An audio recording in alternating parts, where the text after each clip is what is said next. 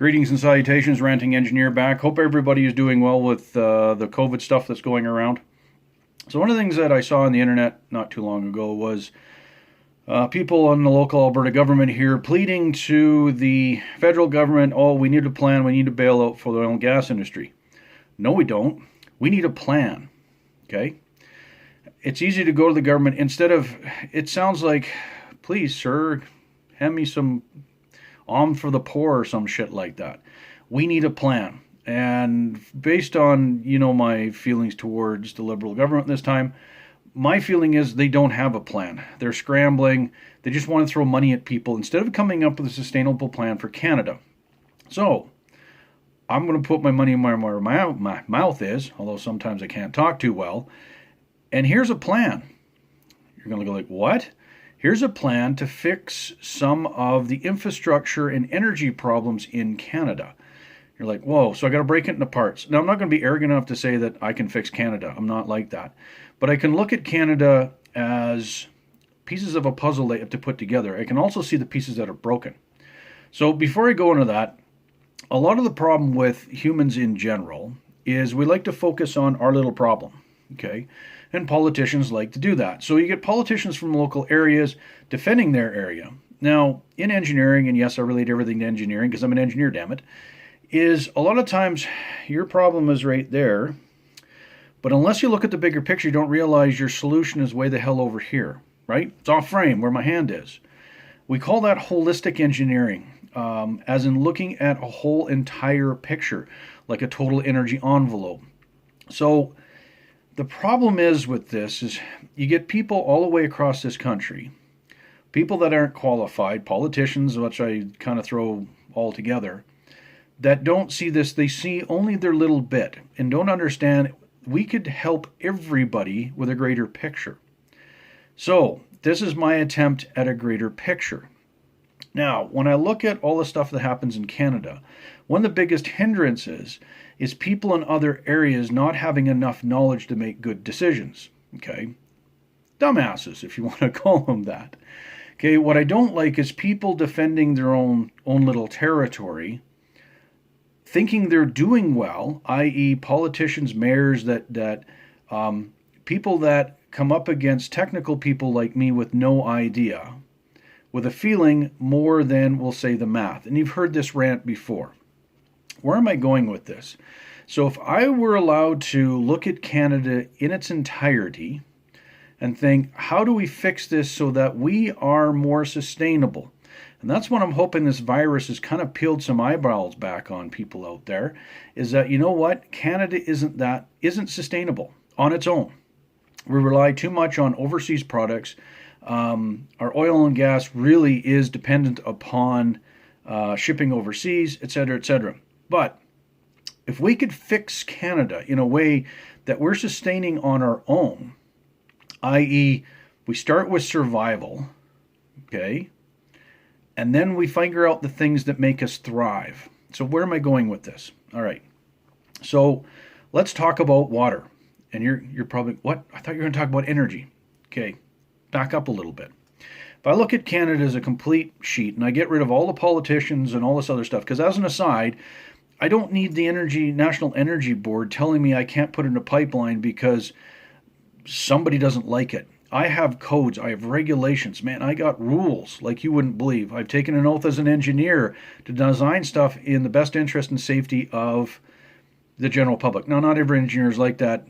That's a bit of an idealistic way of looking at it. But I personally, would look at Canada thinking, how could I put this together that everything makes sense? So let's start with the basics. I'm going to start with water. Why am I starting with water? So think about what we need to survive in Canada specifically. Okay, we need air.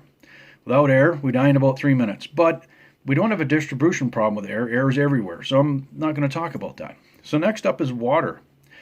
If you don't have water, clean water or water, you die in about 3 days. You need that to survive. So we've got the air.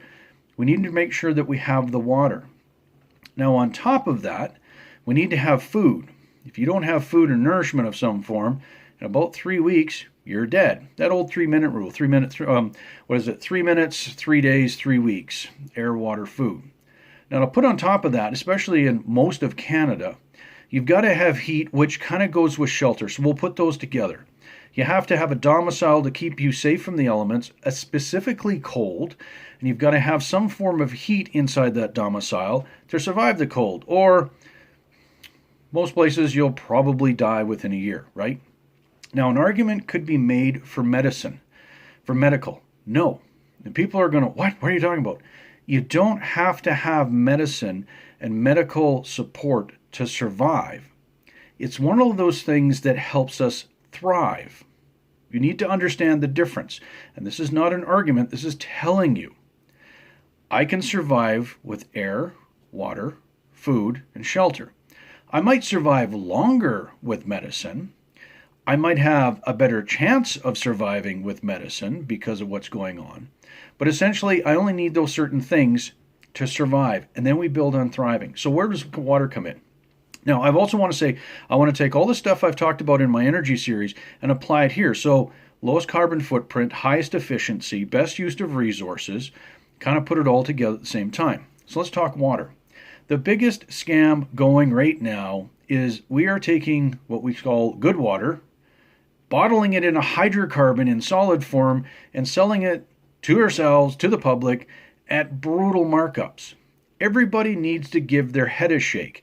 That's the biggest bloody scam going. And we've bought into it thinking, oh, I like the taste of good water.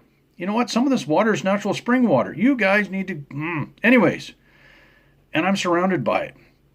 I think the head of Nestle, who said water is not a right, needs to be taken out behind the garbage can and be fed a couple. I'd be one to do it. I'd beat the shit out of him. I think he's an arrogant son of a bitch. Anyways, an aside. So what should be done? I think, except for specific circumstances of emergencies and special needs, all bottled water should be banned in Canada. That ain't going to make me popular. However, you could take all that water and update the existing infrastructure for water networks all across Canada and use that water and put it in there. So that water and the people that were the jobs of the bottled water thing wouldn't lose their job. They're now flipped into a water distribution system. Now, the reason I highlight water is, one, there's lots of stuff in the news right now about remote locations. There's some native reserves that have problems with water. Well, we have small-scale water treatment facilities that can go in there. Now, I'm not going to go into misappropriation of funds or anything else. Let's assume the money's there. We need to be able to help whoever it is that has problems with water in remote areas to put in these, we'll call them micro water treatment plants, and provide the training for the people to run it. So you drop these in, it makes clean water, and we give them a supply. Because some places remotely have water, there might be something even like beaver fever or something. Now, the other problem is in Canada, our water infrastructure is aging. It needs to be updated, it needs to be taken care of. So we could basically take all the existing water infrastructure with some upgrades, with some planning, and distribute water essentially all the way across Canada effectively without having to resort to the markup of bottled water. Now, the bottled water companies aren't going to be happy with me because they're making high amounts of profit. But you think about it. It is a complete energy waster. Why? So we're taking a hydrocarbon. We're having to refine it, which everybody bitches about refining and oil and everything anyways. And quite often these are the activists that are carrying bottled water. Anyways, you have to take it, you have to refine it, you have to take the hydrocarbon, put it into a form of a monomer to make a polymer out of it, which you then put water into, and a lot of people just kind of throw them out. Okay, that isn't low energy. That's stupid use of a resource. Okay, now once we get rid of that amount of hydrocarbon, okay, yeah, it's going to affect certain things on oil and gas because it's petrochemicals. Tough shit. You know what? I'm an oil and gas guy, and even I go, you know what? Bottled water makes no bloody sense. I want it gone. Even though it impacts hydrocarbon use, I want it gone. I want that good water, all water, be able to distribute it across Canada. Now, some people will disagree. How do we do this? But if I get rid of all the politicians, all the other people, because you got to remember, in my industry, I come across people I don't get along with, but I still work with them because we can put our differences aside and come up with the right solution. So if we've got a ton of water reserves, I'll say in Manitoba, which is central, a lot of lakes, and there's places all around Canada that need it, we can make piping networks go. Well, we've got a government that doesn't like building pipelines right now. It doesn't make a lot of sense if you're trying to do an overall solution. Okay? So that's the first one. That's the first we'll say plan forward to get our infrastructure in a way that everybody here has water. It's the simplest. I'm going to start with the simple one. Next up, I'm probably going to talk about heat. I'm not going to talk about food because food actually gets really complicated because food actually gets into hydrocarbon distribution. And that's a much bigger subject. All right, I'm going to load this up. We'll talk to you soon. Bye.